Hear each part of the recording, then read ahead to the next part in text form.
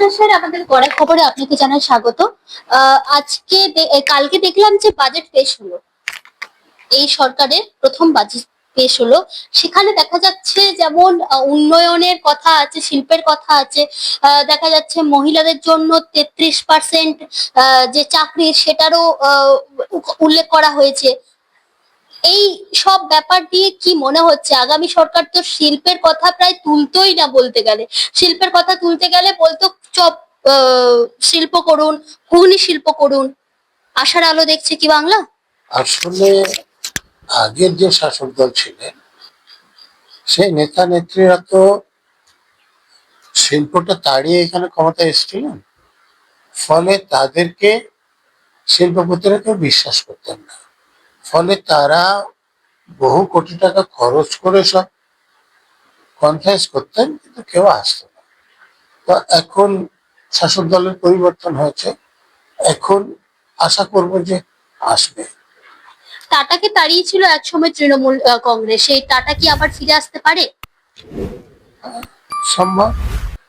এখন যারা শাসন ক্ষমতায় আছেন তারা যদি তাদেরকে বোঝাতে সমর্থ হন যে এখন আপনাদের যেরকম সুযোগ সুবিধা লাগবে আমরা দেবো, আপনারা আসুন, তাহলে আসতেই পারেন। অন্যদিকে দেখা যাচ্ছে মাদ্রাসার যে শিক্ষার বাজেট সেটাতে কিন্তু অনেক কমিয়ে দেওয়া হয়েছে, 61% কমিয়ে দেওয়া হয়েছে। এক্ষেত্রে কিন্তু বারবার প্রশ্ন তুলছে রাজনৈতিক মহল থেকে, কিন্তু একটা প্রশ্ন উঠে আসছে, বিরোধীরা কিন্তু এই নিয়ে প্রশ্ন তুলছে যে আগের সরকার তো এই মাদ্রাসার ক্ষেত্রে বরাদ্দ করতো যে অর্থ, এই ক্ষেত্রে তো দেখা গেলো অনেক কমিয়ে দিয়েছে। দেখুন, আগের সরকার বলতো যে আমরা 10,000 মাদ্রাসা অনুমোদন দেব, তো 15 বছরে 1,000ও দেয়নি। যে 234টা 35টা দিয়েছিল তাদেরও বলেছিল যে আমরা অনুমোদন দিয়েছি, বেতন দেবো না। তো তাহলে অনুমোদন দিয়ে লাভটা কি হয়েছে? তো অতএব আগের সরকার শুধু মৌখিক আশ্বাস দিত, প্রচারণা করতো, মিথ্যে আশ্বাস দিত। এখন বর্তমান সরকার আশা করবো যে সেরকম করবে না। কিন্তু মাদ্রাসার তো অনেক শিক্ষা কেন্দ্র আছে, সেক্ষেত্রে তো সেখানে যারা শিক্ষা গ্রহণ করে তাদের তো একটা মানে অসুবিধার সৃষ্টি হতে পারে। দেখুন, মাদ্রাসা অনেক রকম আছে, যেমন হাই মাদ্রাসা, সিনিয়র মাদ্রাসা, খারিজি মাদ্রাসা। হাই মাদ্রাসার সঙ্গে মাধ্যমিকের খুব বেশি ফারাক নাই। সিনিয়র মাদ্রাসাতেও অর্ধেক মাধ্যমিকের পড়ানো হয়। খারিজি মাদ্রাসা যেগুলো আছে সেগুলোতে সরকার স্বীকৃত নয়, তো তাদের জন্য সরকার কোনো খরচও করে না, অর্থাৎ সেগুলোই কোনো আলোচনার কোনো স্কোপ নেই। এই যে বারবার রাজনৈতিক মহল থেকে বিরোধীরা প্রশ্ন তুলছে যে আগের সরকার, মমতা বন্দ্যোপাধ্যায়ের সরকার কিন্তু মুসলিম মানে মুসলমানদের সংখ্যালঘুদের একটা উন্নয়নের রাস্তা দেখিয়েছিলেন। এক্ষেত্রে আপনার কি মনে হয়? মনে হয় যে মুসলমানদের উন্নয়নের কোনো রাস্তা দেখাননি। মুসলমানদের তাদের লাঠিয়াল বাহিনীতে পরিণত করেছিলেন, ক্রিমিনাল করেছিলেন। তাতে মুসলমানদের কোন রকম উপকার হয়নি, মুসলমানদের ক্ষতি হয়েছে।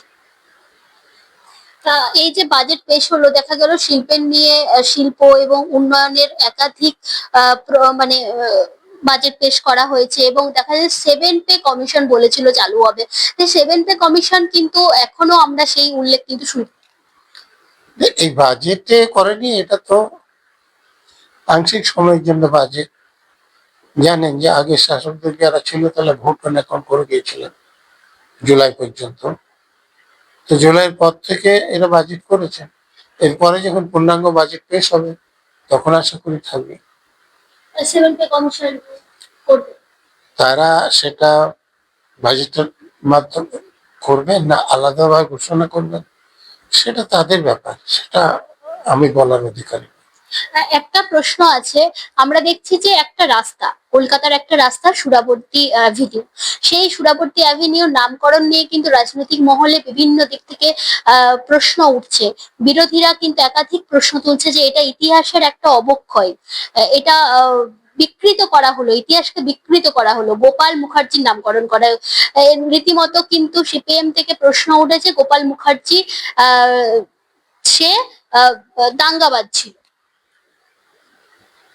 দেখুন, সেটা তো একটা দিক, আবার গণমাধ্যমে যেটা দেখছি যে তারা যেটা মনে করেছিলেন যে যিনি এখানকার প্রধানমন্ত্রী ছিলেন রাস্তাটা তার নামে, কিন্তু তা নয়। যিনি কলকাতা বিশ্ববিদ্যালয়ের ভাইস চ্যান্সেলর ছিলেন আর এক সোহরাওয়ার্দীর নামে রাস্তাটা ছিল। অতএব সেখানে একটা ভুল থেকে যা করা হয়েছে বলে মনে হচ্ছে। এই নাম পরিবর্তন নিয়ে দেখা যাচ্ছে শাসক দল এবং বিরোধীদের মধ্যে একটা আর কি মতভেদ সৃষ্টি হচ্ছে। মানে এটা তো হয় স্বাভাবিক। একটা রাস্তার নাম আছে, সে একসময় হয়েছিল, তো সেটা পরিবর্তন করে অন্য একটা নাম করে দেয়া, তো সেখানে তো বিতর্ক হবেই। এটাকে কোন চোখে দেখছেন আপনি? দেখুন, যারা ক্ষমতায় থাকে তারা রাস্তা নাম শুধু না, শহরের নামও তো তারা পরিবর্তন করছে, তো এরকম পরিবর্তন তারা করে। কিন্তু এই পরিবর্তন কি বাংলার মানুষ চাইছে যে রাস্তাঘাটের নাম পরিবর্তন হোক বা শহরের নাম পরিবর্তন হোক, গ্রাম বাংলার নাম পরিবর্তন হোক? মানুষ তো অন্য পরিবর্তন চাইছে। সে পরিবর্তন তো কিছু হয়েছে, যেমন আগে পুলিশের কাছে গেলে অভিযোগ নেওয়া হতো না বা পুলিশ নিরপেক্ষভাবে কাজ করতো না, সেগুলোর পরিবর্তনও হয়েছে। আমরা দেখছি যে অভিষেক বন্দ্যোপাধ্যায়, যিনি তৃণমূল কংগ্রেসের সেকেন্ড ইন কমান্ড ছিলেন, তাকেই কিনা ঋতব্রত পন্থী তৃণমূলরা তাকেই সাসপেন্ড করে দিল। মানে বিষয়টাকে কিভাবে দেখছেন আপনি? এখন এটা তো পার্টির মধ্যেকার ব্যাপার, তো যার দিকে সংখ্যা বেশি তারাই সেটা করতে পারে। এখন অভিষেক ব্যানার্জির দিকে সংখ্যা নাই, তার পিসি রাজ্যের মুখ্যমন্ত্রীও নয়, পুলিশ মন্ত্রীও নয়, অতএব এটা করতেই পারে তারা। অতএব আপনি বলছেন যে অভিষেক বন্দ্যোপাধ্যায় টিকে রয়েছিল মমতা বন্দ্যোপাধ্যায় ছত্রছায়ার জন্য। সেই ব্যাপারে কোনো সন্দেহ নেই। নাহলে অভিষেক ব্যানার্জি কোনো আন্দোলন করে রাজনীতিতে আসেননি, তিনি মমতা ব্যানার্জির ভাইপো বলেই নেতা।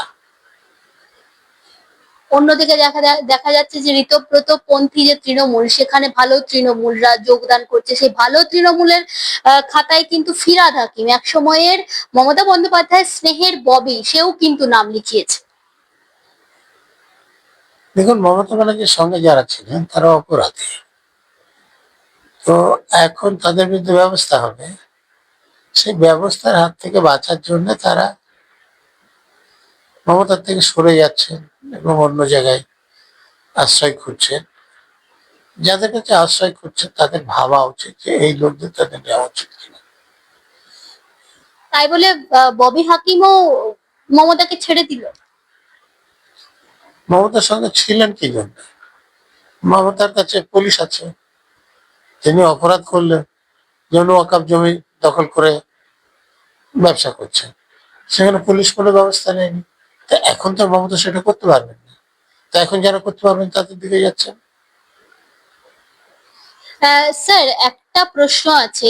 আমরা দেখলাম বাজেট অধিবেশনে বাজেট পেশ করা হলো, সেক্ষেত্রে দেখা যাচ্ছে যে মিড ডে মিল, যে সরকারি বিদ্যালয়গুলোতে মিড ডে মিল খাওয়ানো হতো বাচ্চাদেরকে, সেখানে কিন্তু সেই মিড ডে মিলের দায়িত্বটা ইসকনকে দেওয়া হলো, একটা ধর্মীয় প্রতিষ্ঠানকে। এটাকে কিভাবে দেখছেন?